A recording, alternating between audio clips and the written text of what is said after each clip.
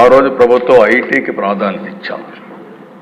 అదే మరిగా భారతదేశం మొత్తం ఇండియన్స్ అంతా ఐటీ బాగా నేర్చుకునే పరిస్థితికి వచ్చారు. ఈరోజు మీరు చూస్తే మన వాళ్ళు ఇండియన్స్ 2 కోట్ల మంది 3 కోట్ల మంది విదేశాలకు వెళ్ళారు. అమెరికాకు చాలామంది వెళ్ళారు. అమెరికాలో చూస్తే అధ్యక్ష 25 ఏళ్ళు వచ్చిన మార్పు, ఇండియన్ ఆరిజిన్ ఎవరైతే ఉన్నారో వీళ్ళ ఆదాయం, తలసరి ఆదాయం $1,19,000. మన తర్వాత ఎవరైనా చూస్తే అధ్యక్ష తైవానీస్, వాళ్ళ ఆదాయం $95,700. వాళ్ళ తర్వాత చైనీస్, వాళ్ళ ఆదాయం $81,000. జపనీస్ 80,000, పాకిస్తానీ 70,000. ఈ విధంగా చూసుకుంటే అధ్యక్ష అమెరికాలో ఉండే నేటివ్ అమెరికన్స్ 65,900. అంటే అధ్యక్ష ఈరోజు ఈ ప్రభుత్వం అవలంబించిన విధానాలు 5 సంవత్సరాలుగా మీరు చూస్తే పాత ప్రభుత్వం ఇంగ్లీష్ నేర్పిస్తామన్నారు. ఇంగ్లీష్ నేర్పిస్తే ఏదో అయిపోతుందని మాటలు చెప్పారు. కానీ మారుమూల ప్రాంతాల్లో ఉండే మన సరైన టీచర్ లేకపోయినా చదువుకున్న వాళ్ళు ఈరోజు ప్రపంచంలో హైయెస్ట్ ఇన్కమ్ సంపాదించే పరిస్థితికి వచ్చారంటే అది భారతీయుల యొక్క శక్తి సామర్థ్యం. అందులో ఇంకా ఒక అడుగు ముందున్నారు తెలుగువారు. దానికి గర్వపడుతున్నానని చెప్పి కూడా నేను మీకు తెలియజేస్తున్నాను. కానీ దిశ ఇప్పుడు ఇక్కడికి వచ్చినప్పుడు ఇది గత చరిత్ర. గడిచిన 5 సంవత్సరాల్లో జరిగిన విషయాలు కూడా నెమరు వేసుకోవడం చాలా అవసరం. ఇప్పుడే జూన్ 4వ తారీఖు వచ్చిన ఎన్నికల ఫలితాలు ఒక కొత్త చరిత్రను సృష్టించాయి. ప్రజా చైతన్యానికి నిదర్శనంగా నిలిచాయి. మీరు చూస్తే దేశ 93% స్ట్రైక్ రేట్, 57% ఈ కూటమికి ఓట్లు పడ్డాయి. ఇది నా రాజకీయ జీవితంలో ఏ పార్టీ కూడా, నందమూరి తారక రామారావు గారు పార్టీ పెట్టినప్పుడు కానీ 94లో కూడా రాలేదంటే అది ప్రజలు మన మీద పెట్టుకున్న నమ్మకం అనే విషయం మనందరం గుర్తుంచుకోవాల్సిన అవసరం ఉంది. అధ్యక్ష ఒక్కొక్క పార్లమెంట్ 70,000, 80,000, 90,000 మెజారిటీ వస్తాయి.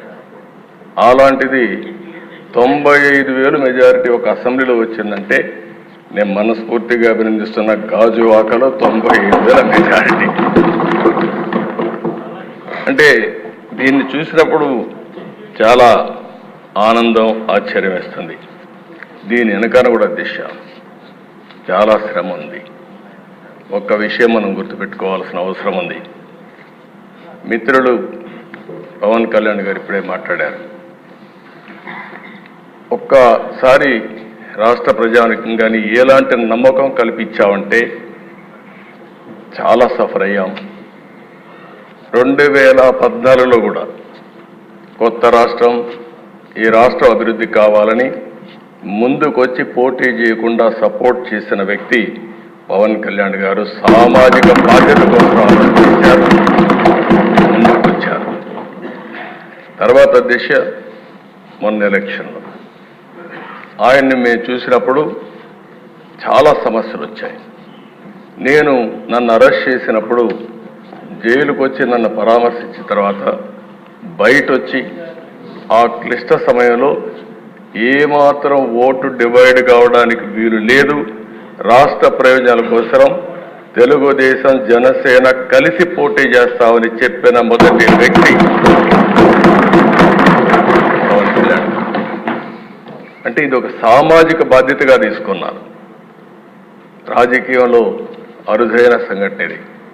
ఇద్దరం కలిసిన తర్వాత బీజేపీ వారు కూడా ముందుకొచ్చారు, కేంద్ర నాయకత్వం. ముగ్గురం కలిసిన తర్వాత దిశ ఇది ఒక సునామీ. ఎవ్వరూ ఊహించిన సునామీ రాష్ట్రంలో వచ్చిందంటే ఎన్నికల్లో కూడా మనం తీసుకున్న నిర్ణయాలు కారణం. ఆ నిర్ణయాన్ని మళ్ళీ మనందరం కలిసి వారు ఒక మాట చెప్పారు, మనస్ఫూర్తిగా వినిపిస్తున్నా. ఈ రాష్ట్రాన్ని మళ్ళీ ఘాటిలో పెట్టి అన్ని విధాల అభివృద్ధి చేసే వరకు ఏమాత్రం ఆలోచించకుండా సమైక్యంగా ముందుకు పోవడానికి ఆలోచిస్తామని ఈ సభ ద్వారా రాష్ట్ర ప్రజానికానికి కూడా మేము ఒక హామీ ఇస్తున్నాం, చేస్తామని చెప్పి కూడా మీకు కూడా తెలియజేస్తాను. అధ్యక్ష, ఈసారి ఎన్నికలు రాష్ట్రం కోసం, తమ బిడ్డల కోసం, భవిష్యత్ తరాల కోసం ప్రజలు ఇచ్చిన తీర్పు ఇది. ఉపాధి కోసం వేరే రాష్ట్రాలకు వెళ్ళినటువంటి పేదవాళ్ళు వాళ్ళే టిఫిన్ క్యారియర్ తీసుకొని వచ్చి ఓటేసి మళ్ళీ తిరిగి చెన్నైకో, హైదరాబాద్కో, బెంగళూరుకి వెళ్ళారు. ఎక్కడో అమెరికాలో, ఆస్ట్రేలియాలో, ఆఫ్రికాలో ఉండే తెలుగువారు ఆ ఓటు వేయడానికి లక్షల రూపాయలు ఖర్చు పెట్టుకొని వచ్చారు. కొంతమంది 3 నెలలు 5 నెలలు ఇక్కడ ఉండే మెంబర్స్కి అందరూ కూడా అర్థం కాదు, కానీ వాళ్ళే వచ్చి వాళ్ళ డబ్బులు ఖర్చు పెట్టుకొని గెలిపించి మనకు చెప్పకుండా వెళ్ళారంటే అది వాడకుండే మన మెప్పు కోసం రాలా.